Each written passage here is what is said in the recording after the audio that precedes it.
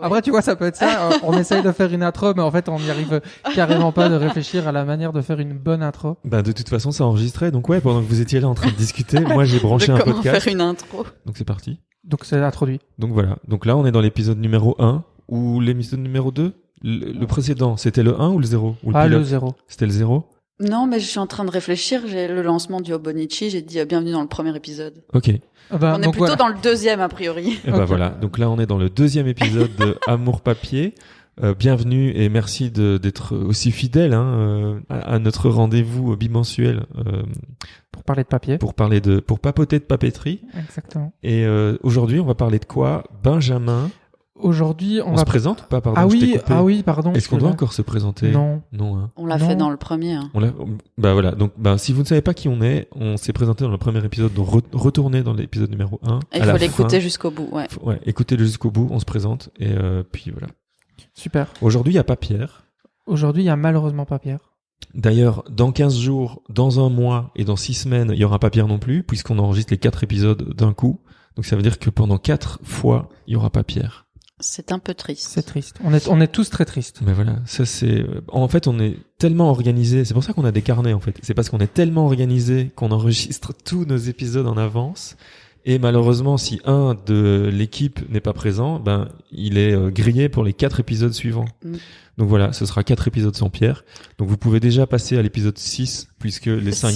Les fans de Pierre... Les fans de Pierre, passez à l'épisode 6. Voilà. J'ai envie de faire une blague que je vais couper. Oui, vas-y. Je fais, on n'a pas Pierre, mais on a le papier. Ah, bien. Non, elle est bien. Moi, j'aime bien. On pouvait trouver une blague avec ciseaux. Ouais, il faudrait des ciseaux. Bah, écoutez, dans l'épisode 6, on aura Pierre, papier, ciseaux. Voilà. Voilà. Donc on fait l'épisode 6 sur le zoo d'Anvers. Non, sur des ciseaux. Sur le 6 zoo. 6 zoo. Ok, d'accord. L'épisode 6 zoo. 6 zoo. On ira enregistrer au zoo d'Anvers. Waouh. Ok, ouais. On a dit à la fin de l'épisode 1 que on était contre l'humour. Hein. On a dit ça? Pas vraiment, un truc du genre. Enfin bref. Les deux gros engagements. Bref, de quoi allons-nous dire aujourd'hui? Alors Benjamin, aujourd'hui c'est toi qui présente quelque chose. Oui, alors l'objet dont on va vous parler aujourd'hui, c'est un objet qui s'appelle le Midori Travel Notebook. Excusez-moi pour mon anglais. Donc c'est un carnet de voyage, entre guillemets, ou un objet qui permet de glisser plein de carnets dedans. C'est super. Alors Midori, c'est quoi? Midori, à la base, c'est une société de papeterie, donc super original. Non, mais japonaise, qui existe depuis 1950 et qui était des fabricants de papier. Je crois que c'est une grande tradition japonaise, la fabrication du papier. Et maintenant, ils se sont développés dans plein d'autres choses. Donc, ils fabriquent du papier et tous des objets de stationery. Je sais pas exactement comment ça se traduit. Papeterie. Papeterie. Je pense que stationery, c'est papeterie. Ok. Et donc, du coup, ils font... Attends, parce que pour un podcast qui se veut spécialiste de la papeterie, ne pas connaître le nom anglais non, mais je pense que c'est stationery. Ok. Et ben, du coup, ils font plein d'objets de papeterie, que ce soit des carnets, des bloc-notes, des attaches trombones un peu sympas, en forme de petits animaux et tout ça. Ils font aussi des trucs... beaucoup d'objets en laiton, des lattes, des plumiers, des trucs comme ça. C'est très très beau, c'est très très chic et ça permet ça véhicule les valeurs qui sont très japonaises, d'avoir quelques beaux objets très bien faits, fabriqués à la main, etc. Pas en très grande quantité. C'était jusqu'il y a peu très très dur à trouver.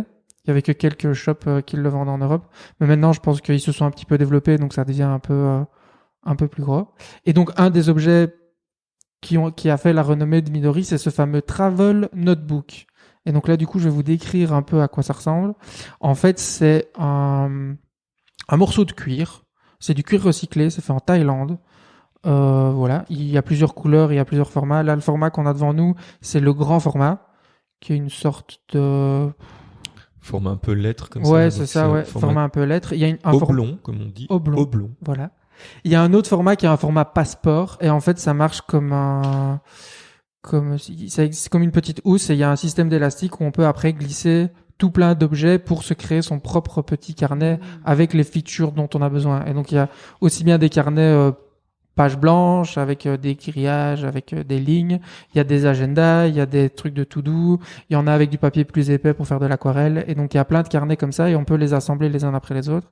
Et il y a aussi tout un système de housses et de petites pochettes qui permettent de mettre tout ce qu'on veut dedans. C'est ça. Donc, tu as un élastique central. Exactement. Et donc, tu glisses à l'intérieur les formats. Tu glisses et il y a tout un système d'élastique pour attacher les carnets ensemble. Et donc, on a un gros objet. Et donc là, tu as une trousse en plus qui est glissée dans l'élastique où tu mets tes crayons et tes stylos. Et mes bics. Il y a un petit sleeve où je mets mes petites notes de frais, petites cartes de visite et tout ça. Et donc, c'est une espèce de carnet personnalisable, augmenté. C'est plutôt chic. D'accord. Et quand tu l'achètes, tu commandes sur, j'imagine, tu le commandes sur un site. Ouais. Et moi, c'est là que je l'ai commandé. Et c'est là que tu choisis, je veux un carnet page blanche, un carnet aquarelle. Ouais, en fait, ce que tu fais, c'est que tu achètes d'abord le pack de base où tu as la peau en cuir recyclé, un jeu d'élastique et quelques carnets de base. Et je pense que c'est aquarelle, page blanche et quadrillé. Je pense que c'est ça qui te permet un peu de démarrer. Le starter pack. Exactement. Et puis après, tu peux rajouter et repayer des recharges. Parce que du coup, quand un carnet est vide, tu l'enlèves, tu l'archives. Ouais.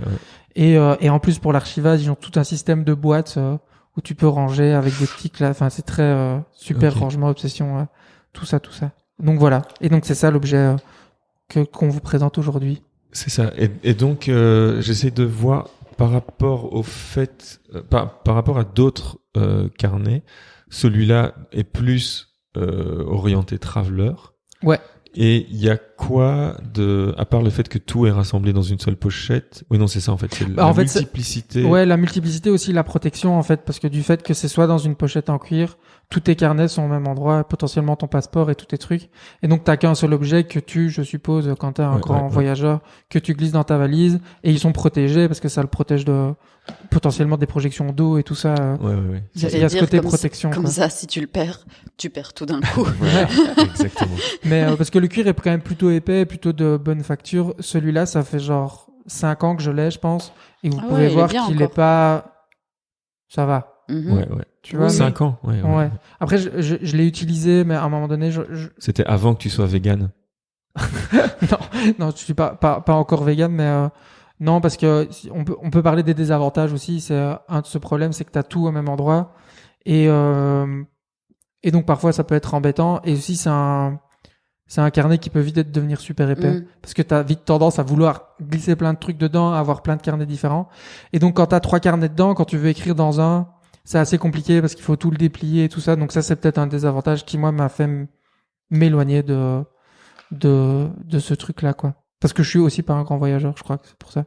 Je crois que j'avais espoir en l'achetant de me dire, je vais devenir un super voyageur et j'aurai mon carnet et je prendrai des notes de fou et tout ça. Je prendrai des photos du désert. Voilà, mais ça n'est pas arrivé. Ah oui, aussi, un autre petite feature qu'il y a dans le starter pack qui est toute mignonne, c'est qu'ils mettent des autocollants. Donc t'as des autocollants pour coller dans ton carnet de trucs un peu rigolos. Et c'est quel genre d'autocollant? C'est genre un radis avec un sourire ou... Non, c'est plus genre trajet en avion ou aller-retour ou des trucs qui ressemblent un peu à des cachets de passeport, vous voyez.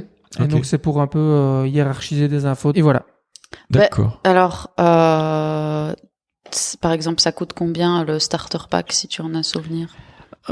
J'en ai plus le souvenir, mais je crois que c'est plus autour de 50 € qu'autour de 20. Je crois que c'est autour de 50 € et je me souviens, il y avait des frais de port et tout ça parce que c'était assez compliqué de l'avoir. Et aussi, le truc, c'est qu'il y a beaucoup de modèles entre guillemets, parce que moi j'ai pris ce modèle avec ce cuir-là. Il y a d'autres cuirs, il y a différents formats, il y a différentes couleurs et tout ça. Donc, mais on est plus autour de 50 € pour le starter pack. Et je pense que les carnets tout seuls recharge, je pense que c'est autour de 10-12 €, je pense. En fonction, pareil, aussi du papier, quoi. Si c'est le papier tout fin, je crois que c'est pas très cher. Si c'est le papier aquarelle / peinture, bah, du coup, c'est plus onéreux. C'est ça. Et donc, toi, en 5 ans, tu l'as souvent rechargé, tu l'utilises beaucoup, donc tu n'utilises que ça, comme carnet? Non. Pas plus maintenant. En fait, c'est un carnet que j'ai toujours trouvé super cool parce que c'est un super bel objet. Mais, là, aujourd'hui, actuellement, je l'utilise plus pour les problèmes que j'ai explicités tout à l'heure. Mais je crois que j'avais acheté... je crois que j'ai fait un cycle de 3 carnets 3 fois. Donc j'ai usé 9 carnets dedans. Voilà, et je l'avais repris jusqu'il y a peu. Et donc j'ai recommencé à écrire des trucs dedans, mais je l'ai abandonné Voilà. En fait, je sais même pas trop pourquoi je l'ai D'accord. abandonné. Bah, il reviendra tout seul. Un jour, tu vas le reprendre et tu vas le réutiliser. Et donc ça, Là, aujourd'hui, tu l'as utilisé, par exemple. T'as pris des notes dedans. Tout à fait. J'ai pris des notes dedans. Peut-être que c'est le début du nouveau cycle. Qui sait? Ouais.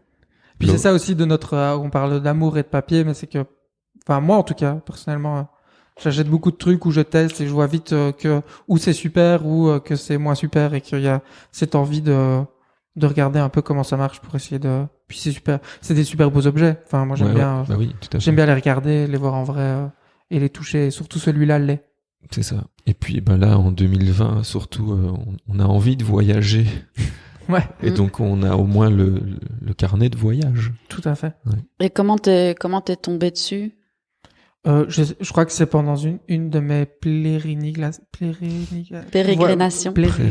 voyages sur internet, et donc c'est via je regardais des trucs et je crois que je les avais plus connus avec leur matériel de papeterie, Big Ciseaux et tout. Okay. Et puis après je suis tombé sur ce carnet, mais on mettra peut-être les liens dans la description, mais ils ont vraiment des super bics et des super trucs aussi pour le voyage, quoi, parce que je crois qu'ils ont un peu exploité le filon pendant tout un temps, mais c'est des bics qui sont qu'on peut retourner, démonter, qui peuvent être dans une petite capsule en laiton et donc qui sont protégés aussi de l'eau, du froid, de tout ça. Donc je pense qu'ils étaient partis un peu dans ce délire-là. D'accord, ok, super. Et toi, Maureen, est-ce que tu as des carnets de voyage? Parce que tu es une grande voyageuse. Je suis une grande voyageuse, je suis surtout une grande consommatrice de carnets. Et dans le futur, j'espère plus ou moins proche, j'espère en fait me recentrer avec un seul carnet. Enfin, mon agenda, le Hobonichi Techo, oui. Et un carnet en plus, je l'espère. Parce que là, vraiment, j'ai des carnets pour tout. C'est des carnets attribués à des choses particulières. Et donc, après ça dépendait. J'en ai eu qui étaient exclusivement réservés à certains voyages, mais d'autres que j'ai fait dans la continuité du carnet un peu fourre-tout que j'avais à ce moment-là. Mais du coup, j'ai eu un moment quand l'argent coulait à flot, des Moleskine. Puis là, je suis passée plutôt Ström. Je ne sais toujours pas le prononcer. On va faire un épisode juste sur la prononciation, ça prendra 20 minutes. Et oui, voilà, donc c'est pas des carnets brandés, carnets de voyage, mais ça fait tout à fait le taf, que ce soit pour en fait prendre des notes. Parce qu'en fait, c'est ça aussi du coup, ce que je voulais vous demander, c'est comme là, c'est des pages blanches. Pour ça, je me disais, ok, c'est fait spécial voyage, mais ça reste des pages blanches. Donc comment tu l'organises en fait par rapport au voyage, tu vois? Bah moi du coup, en fait, j'ai acheté un carnet de voyage. Mais je l'ai pas du tout utilisé comme un. Et donc je te complète. Peut-être que tu l'as utilisé pour ton voyage intérieur. Ouais, voilà, peut-être. Mais du coup, je rejoins un peu ce que tu dis, cette espèce de quête de trouver l'agenda ultime dans lequel on pourra prendre toutes nos notes, quoi. Ouais. Je pense que c'est une quête d'une vie presque. Je crois qu'on fait ce podcast aussi pour essayer de partager cette quête avec les gens, mais. Je l'ai pas du tout utilisé pour du voyage, et l'idée, moi, de pouvoir compiler plusieurs carnets, je m'étais dit, il y en a un où je vais mettre mes recherches, un où je vais mettre mon agenda, et un où je vais mettre un peu le truc fourre-tout où je note des notes. Ça a pas du tout marché parce que je passais de l'un à l'autre et puis je savais plus lequel était lequel, et donc voilà. Mais c'est la quête du carnet ultime, et j'en ai plein au final. J'ai un demi-Moleskine que j'ai retrouvé, que j'ai récupéré, puis à un moment donné, je faisais mes carnets moi-même, en mettant 2-3 agrafes, en se disant, faut un carnet, c'est jamais que des feuilles. Donc, c'est une espèce de quête, et je crois que le Midori a été, à un moment donné, l'espoir de l'aboutissement de cette quête. Et au final, ça n'a pas du tout été. Donc, peut-être que je suis juste attiré par le fait d'acheter des carnets, que j'essaye de trouver un prétexte en me disant, quand j'aurai ce carnet, je serai un nouvel homme. C'est tout ça. Et au final, ça marche pas parce que ce qui m'anime plus, c'est d'essayer pas d'acheter, mais de découvrir des nouveaux carnets et d'écrire dedans, quoi, pour laisser une trace. Alors que moi, je suis vraiment du genre, si j'ai trouvé une méthode, je m'en fous, tu peux me vendre n'importe quoi. Si j'ai trouvé ma méthode, je m'y tiens ad vitam, quoi. Et du coup, là, quand je voyage, j'ai genre en début de carnet, je mets l'espèce de planning idéal que je me suis fait du voyage. Et puis après, je mets, comme je fais ici, en fait, je me fabrique des signes à partir de papier collant. Et puis là, du coup, je prends des notes au jour le jour, je colle, je sais pas, genre si on a été manger à un chouette endroit, je colle le ticket de caisse, comme ça, je garde le nom du du resto ou de l'auberge ou. C'est ça. Donc là, on est plus dans l'espèce de journal quotidien De voyage. de voyage. Ah oui, mais tu le fais. C'est ça, tu le fais que quand t'es en voyage. Ouais, je le fais vraiment. Non, Parce je crois que je le fais assez rarement quand D'accord. je suis ici. Parce que moi là, c'est par phase aussi, mais et c'est pour ça que c'est pas vraiment un carnet de voyage. Donc moi, j'ai pas un carnet de voyage, mais régulièrement dans les carnets, ben justement, on en parlera peut-être un jour, mais les sequences, les nouveaux carnets que je commande par paquet de 2 ou de 4, je les utilise. Bon là un peu moins en ce moment, mais sinon en général je les utilise vraiment pour coller. C'est vraiment, j'essaye de faire 5-6 pages par jour quoi, avec du collage, avec du texte, avec et bah ouais, si je vais manger dans un endroit cool, je colle la souche. Là on a fait le podcast avec Thomas dans le prochain Amour Glory Chips qui sortira dans la semaine prochaine. Ben voilà, il nous a donné son flyer, bah je l'ai laissé dans le carnet, il sera collé. Donc c'est un carnet de voyage de tout. C'est le voyage d'aujourd'hui, quoi. Et donc tous les jours est un voyage. C'est beau ce que tu dis. Ouais. Mais je pense que, enfin, pour revenir de manière un peu plus méta, mais je pense qu'on pourrait faire un podcast, enfin pas un podcast, mais un épisode sur les méthodes qu'on a sur nos carnets, parce que je crois qu'on essaye tous de s'en inventer. Moi, j'ai essayé d'en inventer des tonnes. Moi, je connais des gens qui ont des méthodes depuis super longtemps, qui sont éprouvées, et du coup, ça roule et tout ça, et que peu importe sur quel objet ils écrivent, bah, la méthode est la même et c'est pas très grave. Il y en a d'autres qui sont obsédés par toujours avoir le même objet, pour avoir cette caisse avec tous les espèces de fantasmes, tous les carnets de 1 à 3000 que nos petits-enfants pourront ouvrir en se disant il était vraiment cool mon papy. Ben justement, on a vu hier en avant-première le film Parolier, où donc c'est sur l'auteur qui a écrit les chansons principalement de Frédéric François et aussi J'aime la vie de Sandra Kim. Et un des angles, un des aspects du truc, c'est que depuis le début de sa carrière, donc qu'il a commencé alors qu'il travaillait encore à l'usine, hein, donc il avait commencé à écrire, il a toujours utilisé le même type de carnet et le même bic de la marque Bic. Et donc voilà, il avait vraiment sa méthode, son outil, c'est ça, et donc qui n'a jamais changé au fur et à mesure des années. Et voilà, on voulait faire un épisode entier sur le film, mais je pense qu'on ne pourra pas le faire. Mais au moins là, on en a parlé. Ouais, tout à fait. Donc n'hésitez pas à aller le voir parce que c'est un film belge, c'est un premier film et donc il faut le soutenir. Tout à fait. Il va être projeté un peu partout bientôt. Voilà. Génial. Bah voilà. Enfin, on avait un peu le tour du. On a fait l'usage, on a fait l'objet. Donc si on vous mettra en lien dans la description, dans le petit texte du podcast où vous pouvez en trouver, aller regarder un peu à quoi ça ressemble, parce que là. Et du coup, avoir les différentes infos en fonction de tous les différents formats et augmentations possibles. Et donc, voilà, je sais que Midori n'a pas de site de shop en ligne vraiment précis, mais il y a des revendeurs en Europe qui, genre, il y en a, moi je l'avais acheté en Hollande, je pense. Enfin bref, on va mettre tout ça. On mettra tout ça. Et puis si vous ne trouvez pas les infos, vous envoyez un message à l'inspecteur Litote. Et il fera un plaisir de le chercher pour vous. Et si vous ne connaissez pas l'inspecteur Litote, on en a parlé dans le premier épisode, mais c'est notre petit inspecteur qui fait des recherches hyper approfondies sur tout ce que vous voulez. Voilà, exactement. Ici, en termes de papier, dans le podcast, c'est l'inspecteur Litote. On arrive à la fin de l'épisode. Oui, je crois. Ouais, à fond. Ouais. Exact. Qu'est-ce qu'on doit dire? On doit dire merci. Merci, j'espère que ça vous a plu et que vous aurez envie d'aller regarder ce carnet. Ouais, l'épisode suivant, ce sera sur...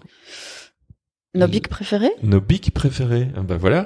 Nos stylobies ou ah oui, pardon, excusez-moi. Nos outils d'écriture favoris. Parce qu'on a cité plein de fois bic, on va pas se faire attaquer. Ah ouais, non, nos stylobies, ouais, c'est ça. Donc l'épisode sera dans 15 jours. N'hésitez pas à aller nous suivre un peu partout et surtout nous envoyer des messages sur cet épisode, sur le précédent, sur le futur, voir si tout ça vous plaît. On a des nouvelles formules assez chouettes sur le Patreon où vous pouvez souscrire mensuellement et recevoir certains des objets dont on vous parle, que ce soit sur Amour Papier ou les recommandations dans Amour, Gloire et Chips. C'est plutôt cool. Allez voir tout ça sur Patreon. Donc c'est patreon.com/amourmedia. Amour Média, je le rappelle, c'est la petite famille de podcasts le nom sous lequel on a rassemblé tous les trucs. Je parle beaucoup, je vois que vous me regardez. C'est super. vous en Non, avez marre. on t'écoute genre religieusement. D'accord. Bah voilà, j'espère que les gens ont continué à écouter religieusement toutes mes bêtises et on se voit dans 15 jours. Ouais. Non, nous on se voit vraiment littéralement dans 30 secondes, mais les gens, on vous voit dans 15 jours. Super. Et ceux qui veulent, la semaine prochaine sur Amour, Gloire et Chips. Ah oui, Amour Couleur Chips. Bah merci. Eh bien, à bientôt. Bisous. Salut. Salut.